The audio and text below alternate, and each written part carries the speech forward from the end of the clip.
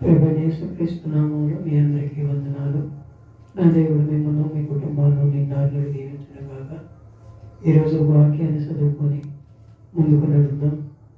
దేవుని వాక్యం అందరూ కూడా చదవటానికి ఇష్టపడండి, లేదా వినటానికి ఇష్టపడండి. దేవుడు మేలైన దేవుని పొందుకోండి. ఈరోజు ఒక వాక్యం చదువుకొని ముందుకు నడవాలని దేవుని సేవగా కోరుకుంటున్నాం. అందరూ కూడా దేవుని సన్నిధిలో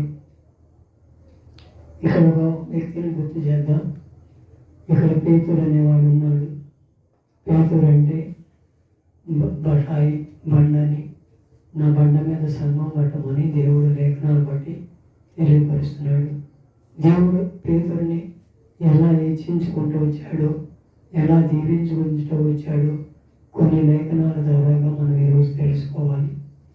దేవుడు ఆయన ఏమంటున్నాడు? యోహాను సువార్త 21వ అధ్యాయము 15వ వచనాన్ని చదువుదాం అందరూ కూడా. యోహాను సువార్త 21వ అధ్యాయం 15. వారు భోజనం చేసిన తర్వాత యేసు సీమోను పేతురుని చూసి, యోహాను కుమారుడైన సీమోనా, వీరికంటే నువ్వు నన్ను ఎక్కువగా ప్రేమించుచున్నావా అని అడగగా అతడు, అవును ప్రభువా, నేను నిన్ను ప్రేమించుచున్నాను, నేను నీవే ఎరుగుదు అని ఆయనతో చెప్పాను. యేసు నా గొర్రె పిల్లలను మేపమని అతనితో చెప్పాను. ఈ మాటలు ఎక్కడ జరుగుతున్నాయి అంటే, ఆయనకు నమ్మకంగా పనిచేశాడు. ప్రతి విషయంలో కూడా ఆయన అంటే ఇష్టడుగా బతికాడు. ఆయన ఏదంటే అది ముందు తెలియని దానికి ఆ తమ్ముడు తీసుకొచ్చి ఆయన యేసు ప్రభువు వారిని పరిచయం చేస్తాడు. పరిచయం చేసిన కాడి నుంచి ఆయన ఏదో కొత్త విషయాలు తెలుసుకోవాలి, తెలియకపోయినా నేను అడిగితే తెలుసుకోగలుగుతాను అనే ఆరాటం ఎక్కువ ఉండేది ఆయన. ఆ ఆరాటాన్ని బట్టే దీవించబడిపోయాడు. ఏదైనా తెలియని తెలుసుకోవాలంటే మనం అడగకుండా ఉండకూడదు, ఏది కూడా అడగాలి, అడిగేవారు ఉండాలి. అది తప్పు అయినా ఒప్పు అయినా మనం ఎదలకుంటే ఏమీ తెలియదు కదా, జవాబే రాదుగా. మనం ఏదన్నా తెలుసుకోవాలంటే మనం మాట్లాడేది తప్పు అయినా సరే మాట్లాడితే దాన్ని బట్టి కొన్ని తెలుసుకోగలం.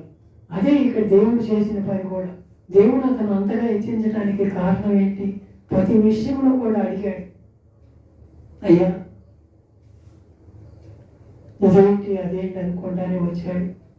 నా గొర్రెలు మేపమన్నప్పుడు, గొర్రెలు అంటే సంఘం, నా సంఘం నీ బండ మీద కడితే స్థిరంగా ఉంటాయి అని చెప్తాడు. ఇంకా నేను ప్రేమించుతున్నావా అని అడుగుతానే ఉన్నాడు ఆయన. నేను ప్రేమించుతున్నానయ్యా, నువ్వు అడుగుతావు కదా, నువ్వు ఎరగవా అని అడుగుతానే ఉన్నాడు ఆయన. అయినా సరే ఆయనకి మళ్ళీ రెండోసారి అనుమానం వస్తుంది. రెండోసారి అనుమానం వచ్చి మళ్ళీ అడుగుతాడు.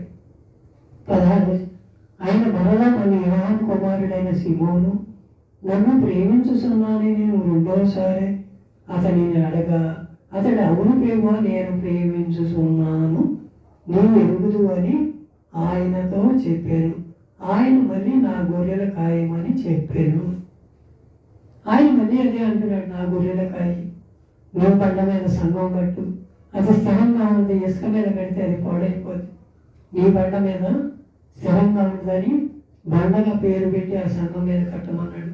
ఇంకా ప్రేమిస్తున్నానే ఉంటున్నాడు, ఇంకా ప్రేమిస్తాను అంటూనే ఉంటున్నాడు. ప్రేమిస్తున్నానికి గుర్తులు ఇయ్యానని చెప్తున్నాడు. అక్కడ మళ్ళీ ఇక్కడ ఏమంటున్నాడు తర్వాత యోహాను సువార్త 18:25 అంటున్నాడు, ఇక్కడ ఈయన ప్రేమించలేకపోవటానికి కొన్ని కారణాలు ఉన్నాయి. అబద్ధం ఆడతాం, నేను సావనైనా సస్తాను కానీ నేను నిన్ను ఎరగనని నేను అబద్ధం ఆడను అంటున్నాడు. అప్పుడు ప్రభువు వారు చూసి అంటున్నాడు, నీవు కోడికి ఇమ్మంటే 3 సార్లు అబద్ధం ఆడతా పేతురు, ఎందుకు నా ఎదుర పొంగుతామంటే, నేను సావనైనా సస్తా కానీ నేను నిన్ను ఎరగను అని ఖచ్చితంగా జయమాగా చెబుతున్నాడు. 18వ అధ్యాయం 25 సీమోను పేతురు నిలవబడి చలికాల్సి కూర్చుండగా వారు అతన్ని చూసి, నీవు ఆయన శిష్యుడు ఒకడే కావా అని చెప్పగా అతడు, నేను కాను, నేను ఎరగనని చెప్పేస్తున్నాడు. నన్ను రెండోసారి అడుగుతాడు. పేతురు చెవి దాతనాయకుడు ఒకవాడు వచ్చి వారి బంధువులు, వారి ప్రధాన యాజకులు, దాసులతో ఒకడు, నువ్వు ఆ తోట తోటలో అతనితో కూడా ఉండగా నేను చూడలేదా అని చెప్పినందుకు పేతురు నేను ఎరగనని మరొకసారి చెప్పాను. వెంటనే కోడి కూసిరి. మన జీవితాలు కూడా అలాగే ఉండిపోతున్నాయి. దేవుని సన్నిధిలో ఎదుగుతున్నాం అనుకుంటున్నాం, దేవునిలో నడుస్తున్నాం అనుకుంటున్నాం, జీవితం అనుగ్రహిస్తున్నాం అనుకుంటున్నాం. దేవుని ఏంటో ఎరగనని ఏదైనా బాధ వచ్చినప్పుడు, ఏదైనా ఇరుకొచ్చినప్పుడు అయ్యో నాకే ఎందుకు పెట్టేవయ్య బాధ అని అడుగుతున్నాము. దేవుని దూషిస్తున్నాము. ఒక్కోసారి మనం మందిరానికి మీదే అడుగుతున్నాం. అది ఎంతవరకు తగదు. దేవుడు నిన్ను ప్రేమిస్తున్నాడు. లోకం ఎంతో ప్రేమించాను ఆయనని. లోకాన్ని ప్రేమిస్తానికి వచ్చాడు కానీ ఎవరిని ద్వేషించటానికి రాలా. ఆయన ఎవరిని కూడా దూషించడానికి రాలా. అదే ఇక్కడ ఏమంటున్నాడు ఆమె, ఇక్కడ రక్షసాయం కలిసి నేను కూడా అంటున్నాడు. ఆమె విస్తారంగా ప్రేమించదు కనుక ఆమె యొక్క విస్తార పాపములు క్షమించబడినని చెప్పారు. ఆమె విస్తారంగానే ప్రేమించింది ఆయన. ప్రేమించబడినట్టే రోగం తగ్గింది. మనం కూడా ఒక్కోసారి మనకు అన్నీ తగ్గిపోయినాక దేవుడు ఎరగని స్థితిలో ఉంటున్నాము. ఏమో కూడా అదే పరిస్థితిలో ఉంది. 2 సార్లు రెట్టించి అడిగితే అప్పుడు బయటకు వచ్చి సమాధానం చెప్పు, అయ్యా నీ వస్త్రాలు చేయి పుట్టింది నేనే స్వస్థపడ్డానని. మనం స్వస్థపడ్డా తర్వాత సాక్ష్యం చెప్పలేకపోతున్నాం. 15 మందికి వెళ్ళాలి. నా దేవుడు నన్ను బాగు చేశాడు. నేను కూడా ఒక్కోసారి సాక్ష్యం చెప్పలేను. నన్ను మరణ పడక నుంచి లేపాడు. నేను సాగు బతుకులో ఉండగా నా దేవుడు నన్ను ముట్టి స్వస్థపరిచాడు. అందుకే మీ మధ్య ఇలా ఉండడానికి దేవుడు కృప చూపించాడు. నా మీద ఒక ప్రణాళిక ఉందేమో ఆయన. లేకపోతే ఆ రోజునే 14 సంవత్సరాల నాడే కాలగర్భంలో కలిసిపోవాల్సిన వాడు మీ అందరి మధ్య సజీవ లెక్కలో నిలబెట్టాడంటే ఆయన ఉచితమైన కృపే కదా అని నేను నా సాక్ష్యం పెంచుకోవాలని మీ ఎదురుగా రాట్లా. నేను దేవుని ఎందుకు కృప ఉంచాలి, దేవుని ప్రేమించేవాడిగా ఉండాలని, దేవునిలో నడవాలని నేను కోరుకుంటున్నాను. కాబట్టి దేవునిలో నడుస్తున్నాను. మేము కూడా ఏదన్నా మేలు జరిగితే సాక్ష్యం చెప్పండి. నా దేవుడు నన్ను బాగు చేశాడు, నన్ను స్వస్థపరిచాడు, నన్ను దీవించాడు అని గొప్ప సాక్ష్యం మన మధ్య లేగాలి అలా కోరుకుంటున్నాడు. అదే ఆయన ప్రేమించిన వారం అవుతాం. అదే మనం దేశించేవారం అయితే ఆయన మనల్ని ఎప్పుడూ కూడా దేశిస్తానే ఉంటాడు.